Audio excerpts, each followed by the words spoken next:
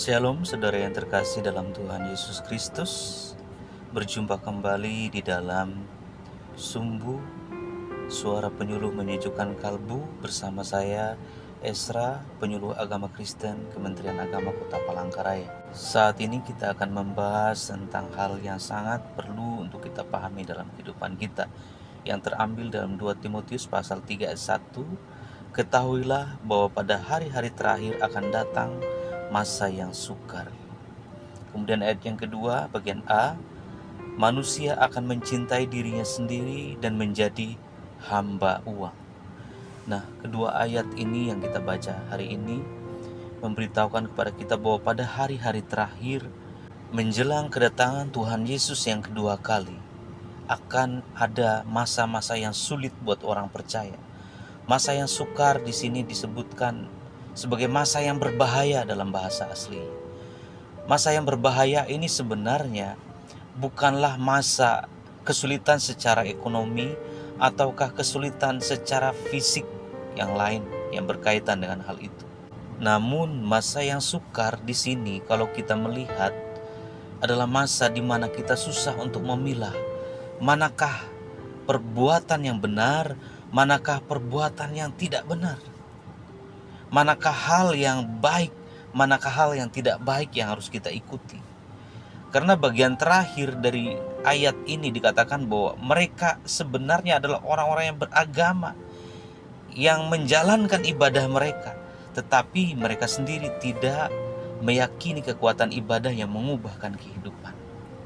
Kita mungkin bisa melihat sehari-hari orang-orang ini adalah orang-orang yang rajin beribadah, orang-orang yang secara ibadah, secara keagamaan itu terlihat taat. Tetapi sesungguhnya mereka adalah orang-orang yang tidak melakukan hal yang sesuai dengan kebenaran firman Tuhan. Yang pertama yang saya mau sampaikan dalam ayat ini adalah masa yang sukar. Yang pertama adalah masa di mana orang-orang itu lebih mencintai dirinya sendiri, alias egois, alias memikirkan dirinya sendiri. Adalah orang-orang yang tidak memikirkan hak atau kepentingan orang lain. Yang penting saya senang, yang penting saya untung, yang penting saya memiliki apa yang saya inginkan, tidak peduli orang lain.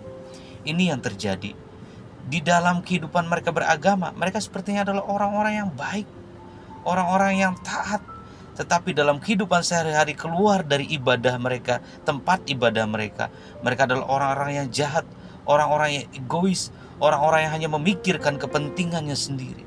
Di pekerjaan mereka merugikan orang lain.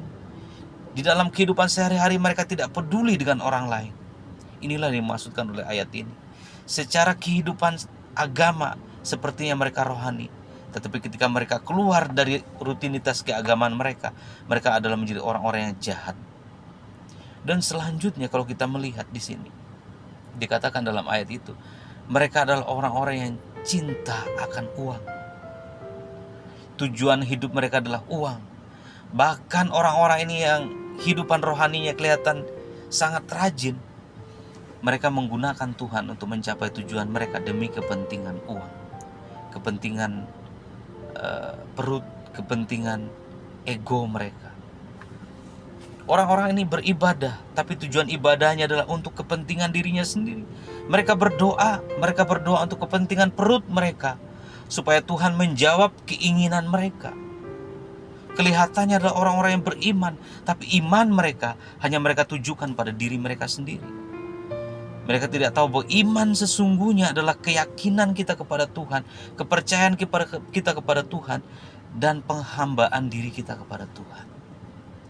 Bahwa kita mempercayakan hidup kita, kita yakin Allah kita adalah Allah yang benar, bukan untuk kepentingan diri kita sendiri saja. Orang-orang ini menjalankan ibadah mereka, mengikuti segala sesuatu yang menjadi hal yang rohani buat mereka adalah untuk kepentingan mereka sendiri. Kita tahu bahwa kehidupan kita sehari-hari seringkali kita berjumpa dengan orang-orang yang mengajarkan bahwa iman. Tapi iman yang ditujukan itu adalah iman untuk dirinya sendiri. Supaya dia diuntungkan, supaya dia dapat uang yang banyak, supaya dia dapat berkat yang besar, supaya dia sembuh dari sakitnya saja. Dia tidak peduli akan Tuhan. Yang penting tujuannya tercapai. Apakah itu adalah kehidupan kita? Yang kita ingin capai dalam kegiatan rohani kita hanya untuk kepentingan diri kita, memuaskan keinginan kita. Doanya adalah doa minta berkat. Doanya adalah doa minta keuntungan. Tapi tidak pernah doa itu adalah komunikasi yang indah dengan Tuhan, di mana kita menyampaikan kasih kita, menyampaikan segala kerinduan kita kepada Tuhan, bukan keinginan kita. Doa itu adalah komunikasi antara Tuhan dengan kita, di mana kita berdiam diri, menyerahkan segala kehidupan kita, dan menyampaikan rasa cinta dan kasih kita kepada Tuhan. Soal segala sesuatu yang kita inginkan, itu adalah bonus. Seperti firman Tuhan berkata, carilah dulu kerajaan Allah. Intinya adalah cari Tuhan dulu. Jangan mengutamakan apa yang menjadi keinginan kita. Tapi ada banyak orang datang kepada Tuhan. Yang penting, yang dalam hatinya adalah bagaimana usahaku bisa diberkati, bagaimana keuanganku bisa banyak, semakin hari semakin banyak. Ini adalah cara beragama yang salah kaprah. Tuhan menginginkan kita, fokus kita bukan mencintai diri kita sendiri. Tapi dikatakan dalam 2 hukum adalah kasihlah Tuhan Allahmu, kemudian kasihlah sesama manusia. Parameter memang diri kita sendiri, tetapi limpahannya, perbuatannya adalah kita mengasihi orang lain, adalah kita mengasihi Tuhan. Itu yang paling utama. Karena kalau kita hanya berfokus kepada diri sendiri, ujung-ujungnya kita adalah menjadi orang yang egois. Ada banyak manusia yang kelihatannya beragama, tetapi mereka dalam kehidupan mereka sehari-hari mereka egois. Tidak peduli orang dirugikan, tidak peduli orang disusahkan, tidak peduli tetangganya disusahkan oleh kehidupan. Yang penting aku senang. Dan dia tidak punya empati, dia tidak punya rasa kecerdasan sosial yang baik. Artinya adalah apakah yang saya lakukan ini merugikan orang lain atau tidak. Tidak punya. Orang-orang model kayak gini adalah orang-orang yang tidak pernah peduli dengan orang lain. Kelihatannya beragama, tapi sesungguhnya mereka adalah orang-orang yang beragama hanya untuk kepentingannya sendiri. Hari ini firman Tuhan disampaikan buat kita. Kasihilah Tuhan Allah dan lakukanlah kegiatan rohanimu bukan untuk dirimu sendiri, bukan karena kamu mencintai dirimu sendiri, bukan karena kamu mencintai uang, mencintai kekayaan.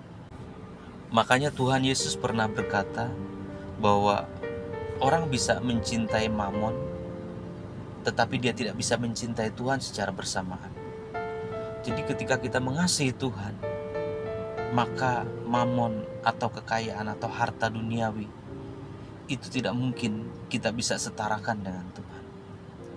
Oleh sebab itu, hari ini firman Tuhan disampaikan kepada kita. Sesuatu yang harus kita waspadai adalah perbuatan manusia di akhir zaman, di mana manusia hanya fokus kepada dirinya sendiri, hanya fokus kepada uang, hanya fokus kepada harta, tapi tidak fokus kepada Tuhan. Mereka memperalatkan Tuhan dan agama hanya untuk keinginan mereka sendiri.